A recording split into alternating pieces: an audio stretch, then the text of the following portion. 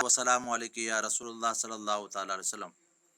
हमने अल्हम्दुलिल्लाह सबक नंबर 2 पढ़ा था, अलिफ बा ता सा वगैरह या तक। फिर अलग अलग हरूफों को भी अल्हम्दुलिल्लाह पहचान कराई थी हमको कि आगे पीछे देख के एक तरतीब है और एक बगैर तरतीब के, ये पढ़ा था। और मुरक्कब हरूफ यानी दो हरफों को मिला लेते हैं तो उसकी शक्ल कैसी हो जाती है, मगर पढ़ना अलग अलग है। जैसे हमने पढ़ा था शीन बा, इस तरह समझ लो कि वाव कौफ फा वगैरह इस तरह। इसके बाद हमने हरकत को पहचाना था। हमने कहा था सबक नंबर 4 में कि ज़बर को फ़तह कहते हैं, ज़ेर को कसरा कहते हैं, पेश को दम्मा कहते हैं, खड़ा ज़बर खड़ी ज़ेर और उल्टा पेश। ये तो आसान है, जैसे उर्दू में उसी तरह बोलते हैं। और फिर है जज़म को सुकून सुकून कहते हैं, दो ज़बर दो ज़ेर दो पेश को तनवीन कहते हैं, शद को शद ही कहते हैं। फिर हमज़ा ज़बर नहीं होगा बल्कि आ पढ़ने का है, मगर खींचने का नहीं।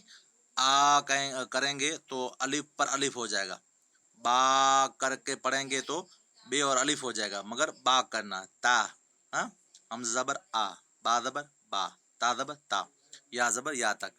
हाँ, फिर हमने 3 हुर्फों को अलग अलग पढ़ के पढ़ा था। जैसे हमने पढ़ा था दाल ज़बर दा, रो ज़बर रो, सीन ज़बर सा, दा रो सा, दा रो सा वगैरह वगैरह, फा रो दा तक।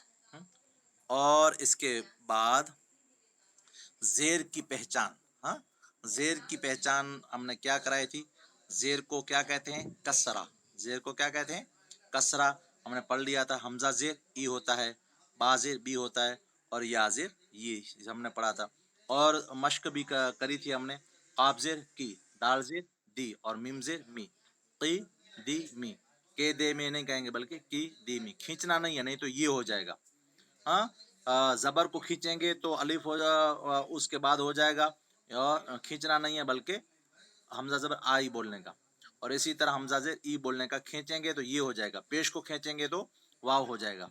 हाँ, इसी तरह हमज़ा पेश को हमने पहचान लिया कि दम्मा कहते हैं, और हमज़ा पेश क्या होता है? ऊ, और या पेश यू। हाँ, इस तरह पढ़ लिया हमने। फिर इसकी मश्क भी कर ली। और इसके बाद होता है हुरूफ लीन। क्या? हुरूफ लीन। हुरूफ लीन की 2 किस्में हैं, याए लीन और वावे लीन। याए लीन क्या है? जब जज़म वाली या से कब्ल